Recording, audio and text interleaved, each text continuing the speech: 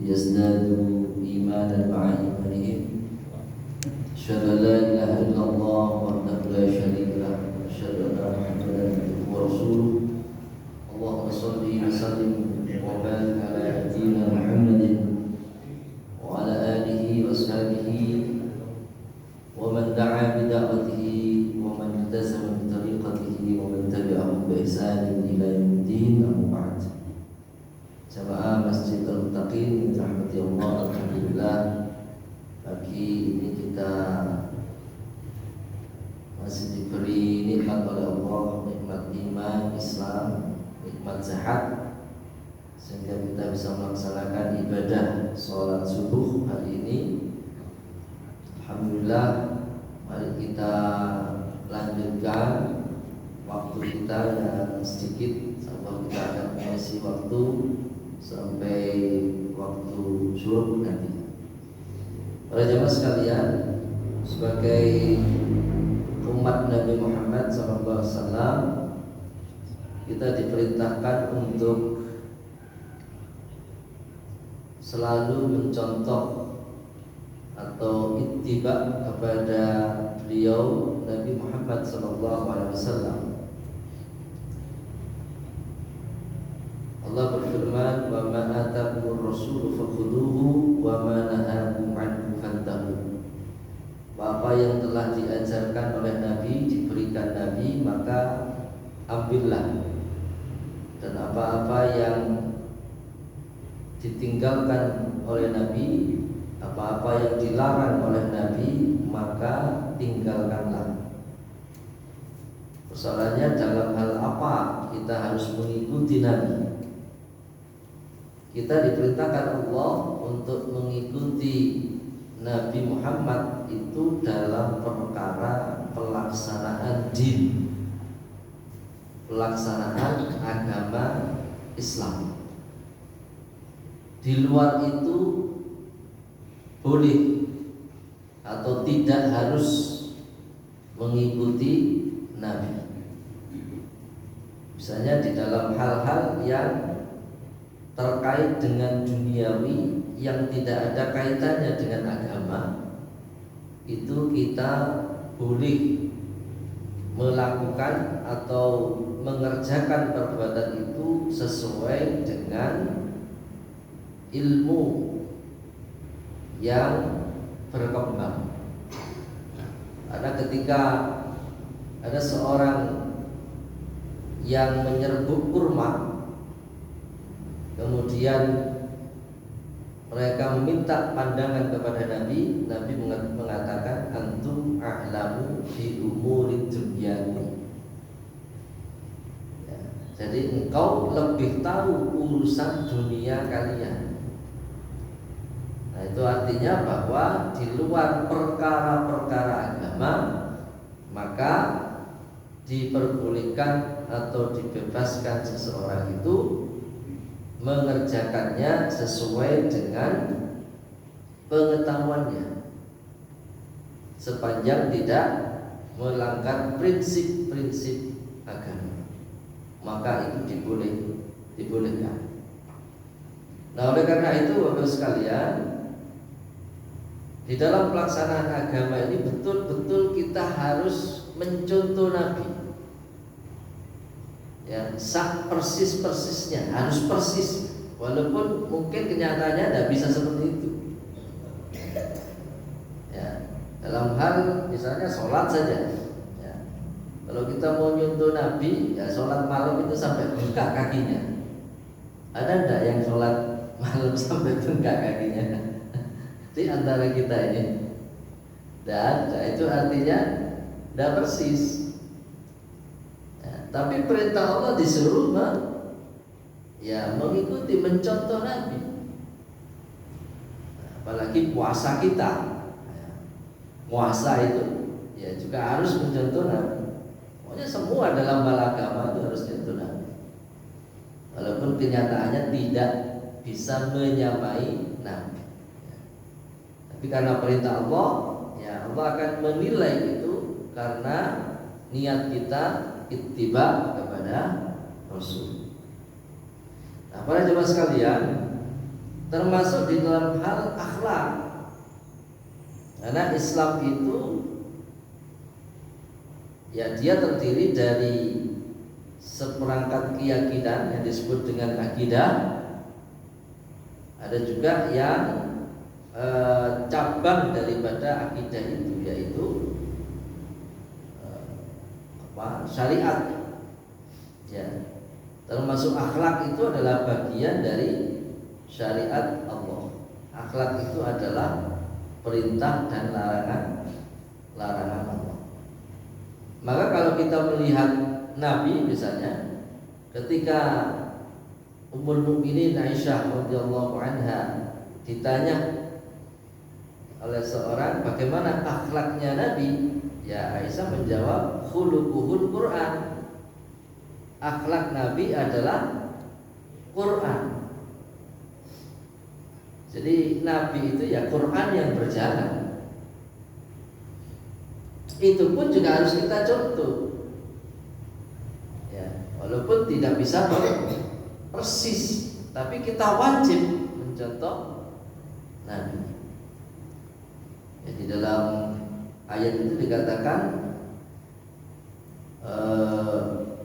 wa innaka la'ala khuluqin azim. Ya, sesungguhnya di dalam dirimu itu terdapat akhlak yang baik, akhlak yang agung. Meskipun ada penafsiran dari ayat tersebut, yang dimaksud akhlak yang baik itu adalah dinul Islam. Nah, maka ini sejalan dengan apa yang diperintahkan Allah Subhanahu wa taala kepada umat Nabi Muhammad, yaitu untuk mengikuti beliau.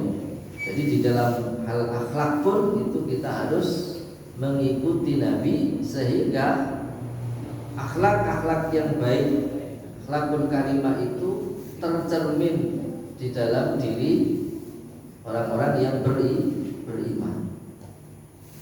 Nah, para jamaah sekalian, ini menjadi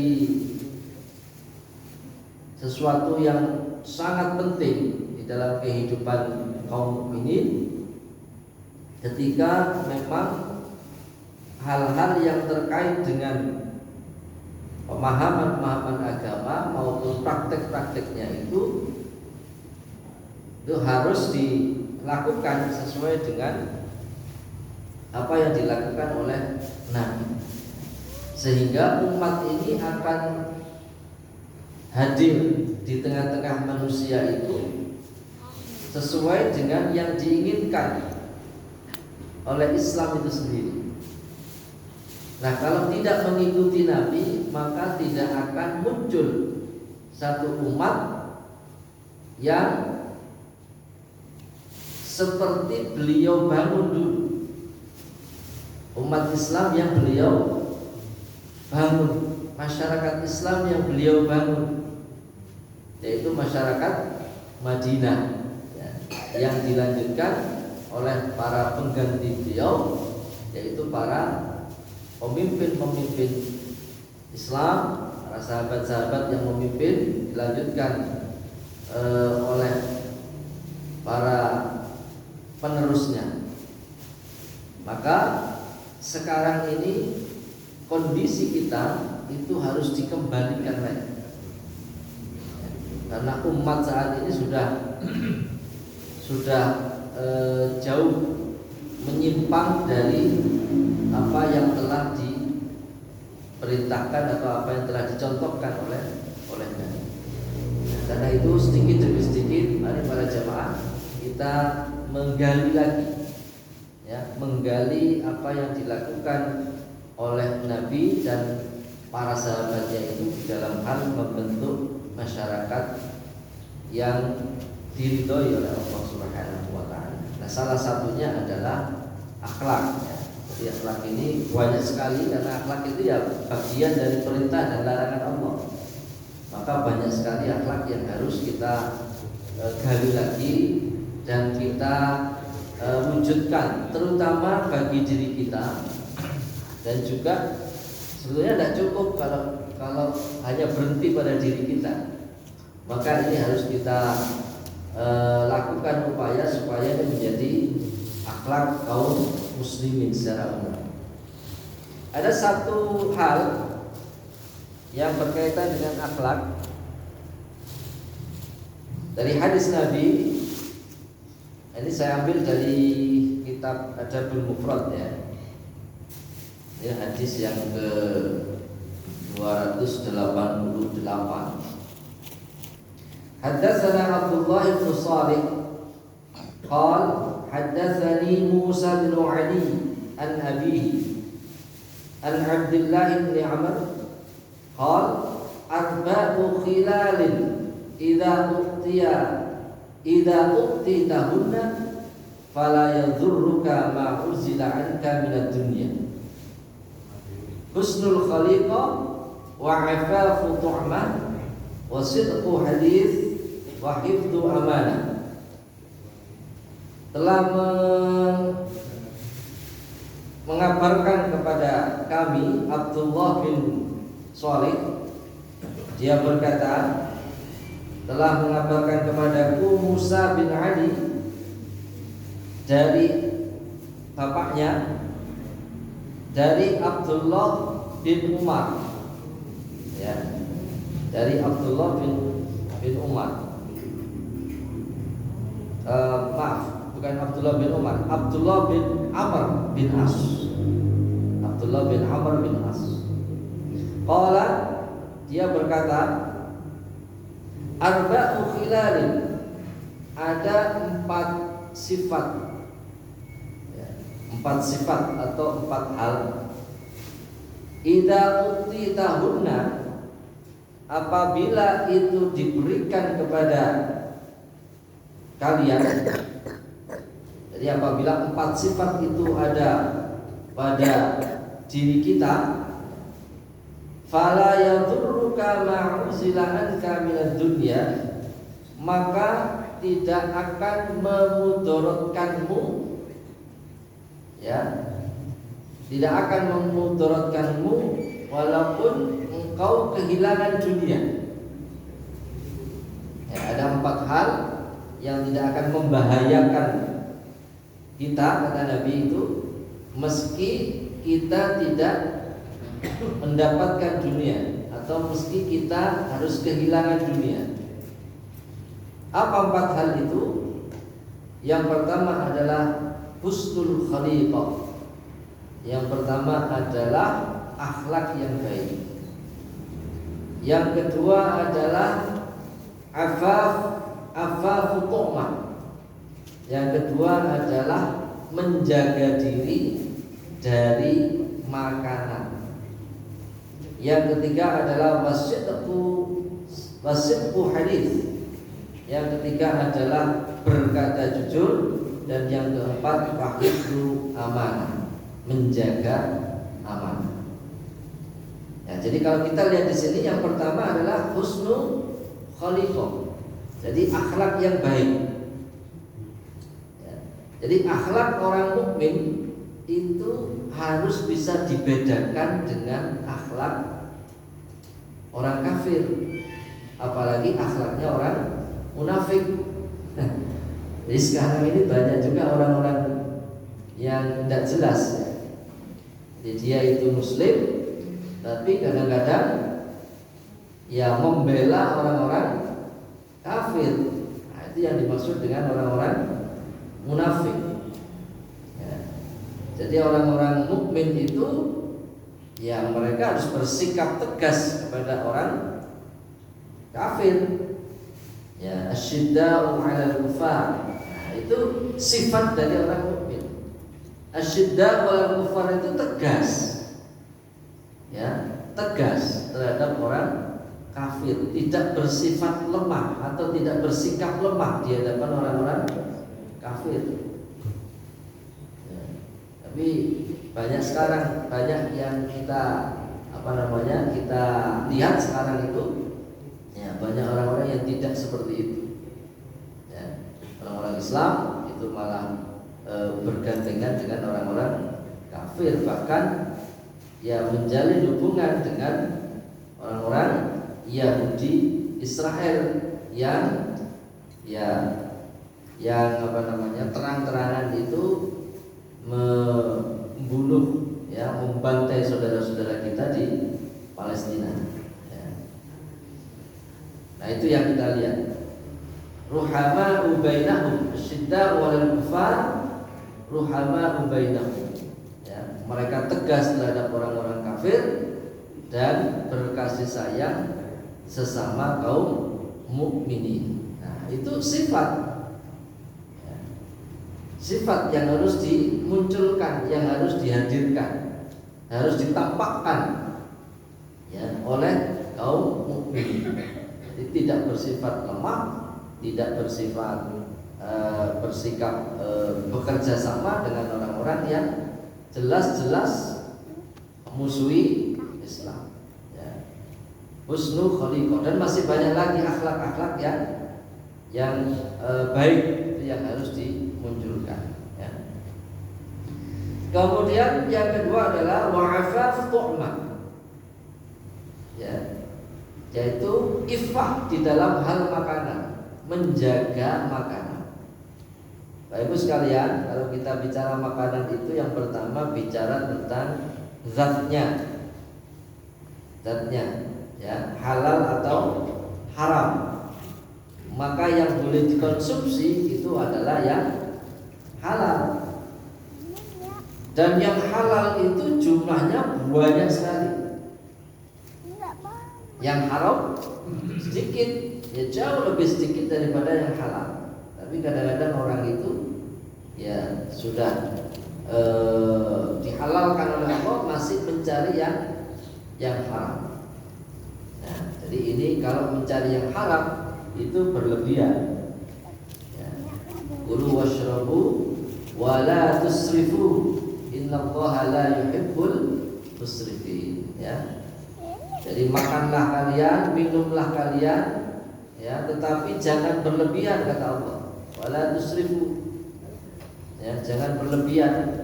Ya, termasuk mengkonsumsi barang-barang yang haram itu berlebihan, ya, karena Allah tidak suka pada, ya, orang-orang yang berlebihan, ya.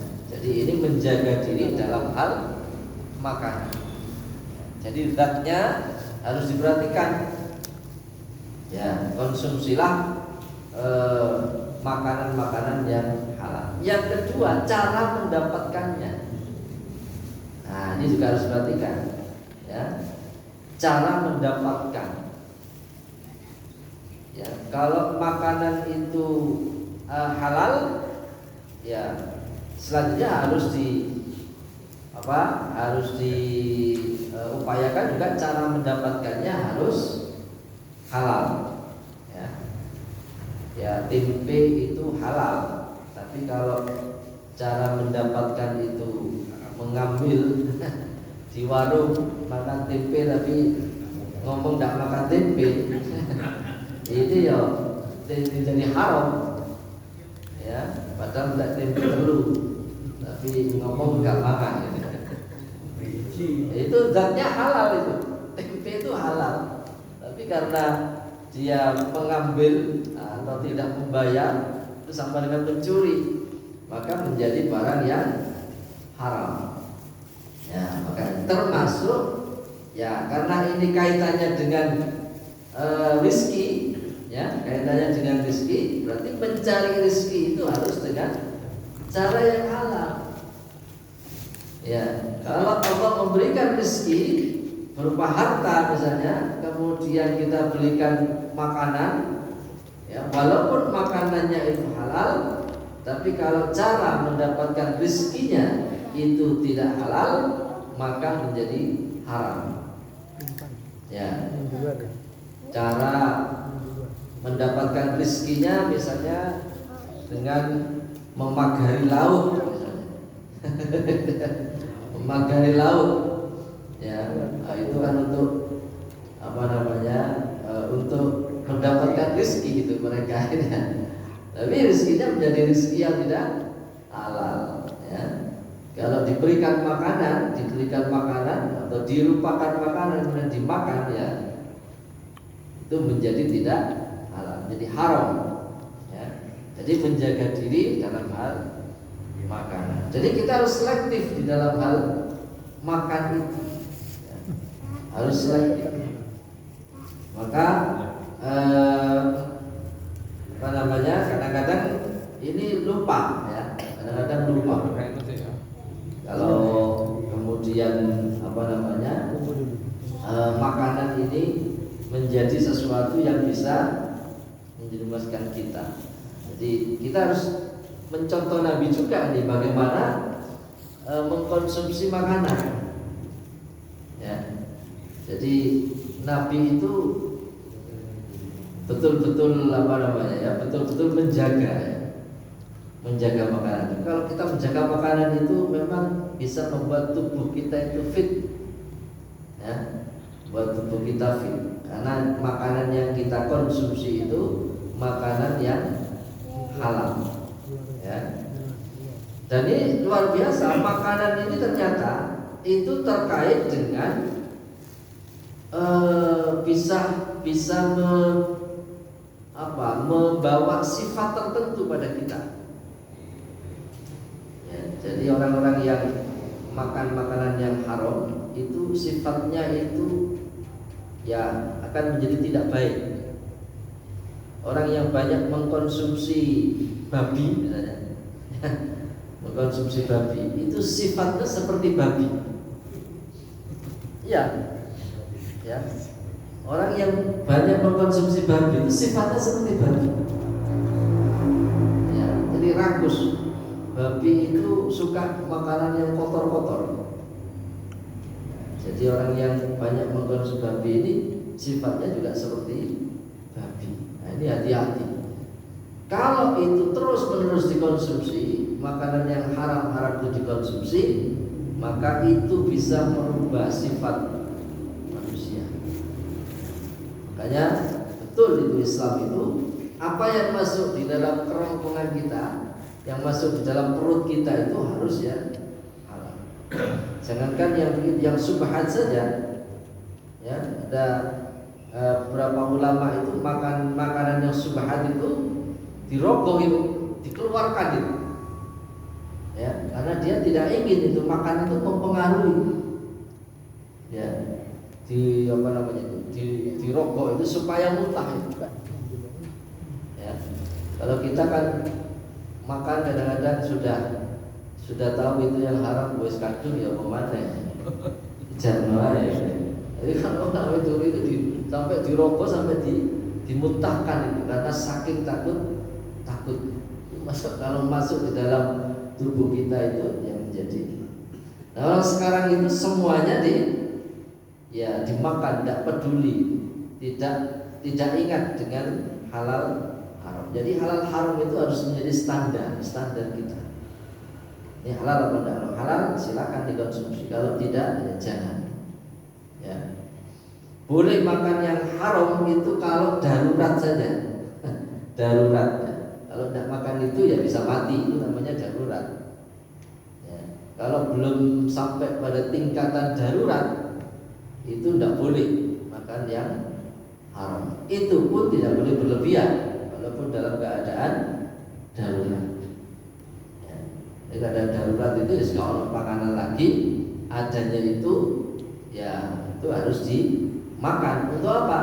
Melanjutkan hidup. Jadi melanjutkan hidup ini lebih penting daripada menahan ya dari makanan. Jadi itu prinsipnya ya. Jadi yang kedua adalah menjaga diri dari makanan yang diharamkan. Al-kaffu an maharimillah, itu menjaga diri dari hal-hal yang diharamkan Allah. Sifat yang ketiga adalah wasidqu hadis. Sidqu hadis, berkata jujur. Ya, ini yang membedakan orang mukmin dengan orang munafik. Orang mukmin selalu berkata jujur. Apa yang dikatakan sama dengan apa yang dilakukan. Nah, orang munafik itu yang dikatakan berbeda dengan yang dilakukan. Ya, mengatakan A, yang dilakukan B. Ya, jadi berkata tidak jujur. Nah, kejujuran ini luar biasa ini. Kejujuran itu akan membawa kepada kebaikan, ya. Maka di dalam Al-Quran itu dikatakan, ya ayyuhalladzina amanu kunu ma'as shodiqin. Wahai orang yang beriman, jadilah kamu orang-orang yang bersama orang-orang yang benar. Kunu ma'as shodiqin. Jadilah kamu bersama orang-orang yang benar. Jadi artinya apa? Artinya bahwa kita itu harus bergaul dengan orang-orang yang jujur. Ya, hati-hati sekarang itu banyak orang-orang yang tidak jujur. Kejujuran sekarang itu mahal dan tidak banyak orang yang jujur, 1-2. Maka kita harus bergaul dengan orang-orang yang jujur. Kalau tidak, ya tinggalkan saja, tidak ada manfaatnya. Jadi para jamaah sekalian, ini luar biasa ya, kejujuran ini sudah hilang, ya, sudah hilang. Kalau di masyarakat itu mulai yang tingkat bawah sampai yang atas itu tidak jujur, ya, tidak jujur. Saya kira, kalau kita mendengarkan kampanye itu, ya, kampanye itu, lewis kata pemilihan itu kita sering lupa. Jadi nanti kalau sudah pemilihan, ya, ternyata tidak baik, baru berutuh. Nanti kalau pas mau pemilihan lupa lagi, euforia lagi, ya, euforia, dan lupa itu kata-kata yang mereka sampaikan itu, lupa. Kalau kita itu yang lalu-lalu sudah seperti itu dan dijalankan, ya toh? Ya, seringkali orang kampanye itu apa? Ya, janji-janji. Janji supaya dia dipilih, tetapi setelah dipilih, ya ingkar janji. Ya. Jadi kita itu berkali-kali ditipu itu, seperti kita nyuruh mobil mogok itu. Ya, mobil itu kalau mogok itu kita suruh. Setelah mesinnya hidup jalan itu. Itu persis seperti itu. Ya. Dan itu berulang kali. Ya, tahun demi tahun itu seperti itu. Nah, kita ini dikibulin terus, ya, seperti itu. Nah ini ya, jadi ketidakjujuran, apa yang disampaikan dengan yang dilakukan tidak sama. Dan nanti akhirnya itu mengarah yang keempat, ya, tidak amanah. Padahal kita diperintahkan untuk menjaga amanah. Wahifdzu amanah, itu yang keempat. Sifat yang keempat, menjaga amanah. Ya, menjaga amanah. Kita ini semua ini punya amanah masing-masing. Semuanya yang berkeluarga itu punya amanah. Amanahnya apa? Ya, amanah menjaga keluarga. Ya. Orang laki-laki punya amanah terhadap keluarganya. Istri punya amanah, ya, di keluarga itu. Apa amanahnya? Ya, mengatur rumah tangga. Itu amanah. Pemimpin itu punya amanah. Apalagi, ya, ini amanahnya besar itu pemimpin. Ya, kalau dia tidak menjaga amanah, maka laknat Allah kepada mereka. Ya, jadi itu yang harus diperhatikan, ya. Ya, kita ini kan amanahnya baru amanah terhadap diri sendiri, amanah kepada keluarga, amanah kepada sekitar, ya. Tapi kalau pemimpin itu amanahnya sangat besar, ya, mengatur, ya, punya tanggung jawab untuk mengatur masyarakat. Tanggung jawabnya besar. Kalau mereka berkhianat kepada amanahnya, nah, itu dosanya juga besar, tanggung jawabnya juga besar, ya, balasan di akhirat juga besar. Nah itu, jadi itu luar biasa. Islam itu menjaga agar orang itu selamat dunia dan akhirat. Ya, itu dengan menjaga amanah. Sebab kalau amanah ini sudah rusak, sudah tidak lagi diperhatikan, maka masyarakat itu akan menjadi masyarakat yang rusak, akhirnya nanti menjadi masyarakat yang sakit, dan akhirnya ya masyarakat itu menjadi masyarakat yang ya karut-marut, tidak karu-karuan. Nah, ini para jamaah sekalian, 4 hal yang bisa menyelamatkan kita walaupun kita tidak mendapatkan dunia. Ya, di berkata jujur itu, ya mungkin kalau orang dagang berkata jujur itu bisa kehilangan badi, bisa juga kehilangan badi. Ya, misalnya ini saya jual air ini, ya tapi tidak sampai 40 ini 1 dus, karena yang satu rusak. Nah itu kan jujur. Nah itu bisa jadi orang tidak beli ke kita. Waduh, gak sampai 40 ya mas. Ya sudah, saya tak cari yang lain. Nah, hilang itu, dunia itu hilang. Ya hilang. Tapi kita sudah jujur.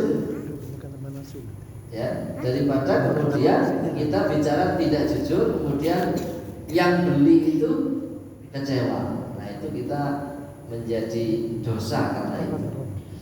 Nah ini luar biasa ya, 4 hal ini. Yang pertama adalah berakhlak baik. Yang kedua adalah menjaga diri dari makanan. Yang ketiga adalah jujur di dalam perkataan.